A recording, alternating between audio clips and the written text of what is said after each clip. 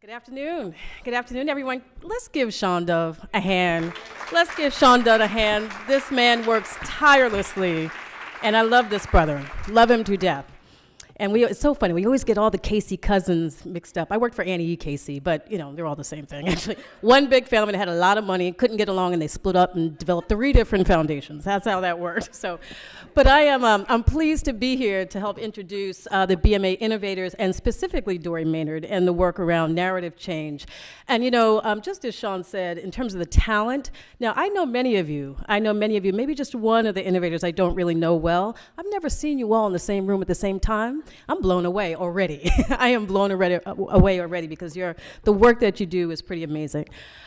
For those of you who don't know us, ABFE, the Association of Black Foundation Executives, is a membership organization, and our mission is to promote effective and responsive philanthropy in Black communities.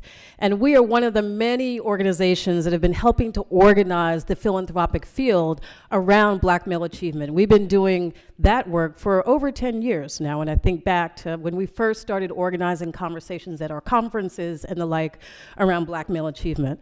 And our current work right now is supporting something that we call the Black Male Funders Learning and Action Network.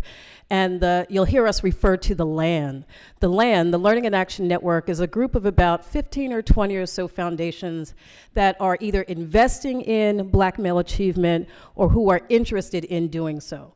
And it's a great table of foundations to share sort of thoughts, ideas, to strategize, and really think about how do we learn together and leverage resources around this issue whenever and wherever possible. And when the LAN started about 2.5 years ago, the group decided on a learning and action agenda. And one of the issues that we decided to go deep on together was this issue about narrative change. Because it was big, many funders were starting to organize around it, and we decided that we needed to get smarter about it, and we needed to figure out sort of what partners to support to actually move the work around narrative change forward. And Dory Maynard actually is the person we called to come talk to us about it.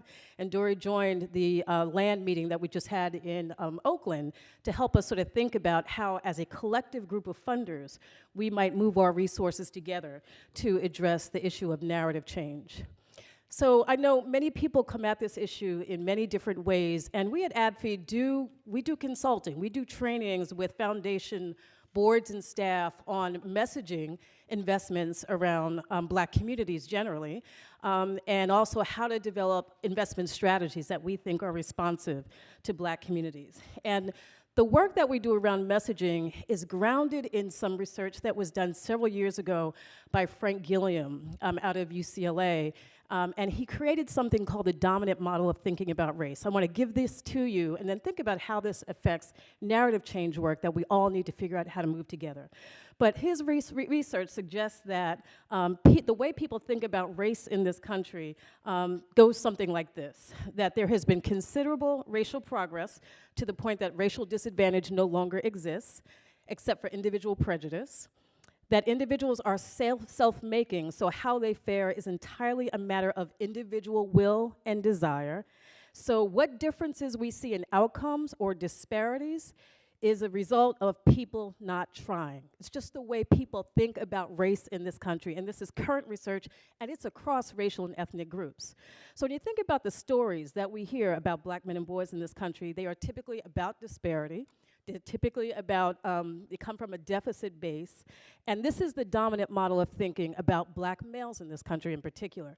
So we have to trump this thinking. We've got to trump the dominant model of thinking about Black men and boys, and mainstream media is a big, big target for us. Dory has helped many of us understand, and I'll say me personally, that the way to do this is on telling accurate stories about Black men and boys. I used to talk about addressing the negative images and portrayals of Black men and boys, and she's like, no, Susan, it's not negative, it's just inaccurate. We're not getting the full and whole stories about Black men in this country. So the good news, even though this is big work, is that it can be done, and for that reason, it is my pleasure to introduce Dory, who knows how to get this work done. Let me just say, Dory Maynard is president of the Robert C. Maynard Institute for Journalism. She has 36 years of experience in changing the media's depiction of people of color. And the Institute is currently focused on growing its Community Voices program, which puts the production of media in the hands of the people, and their Brothers Speak video stories that shows the inner lives of Black men themselves. So please help me welcome Dory.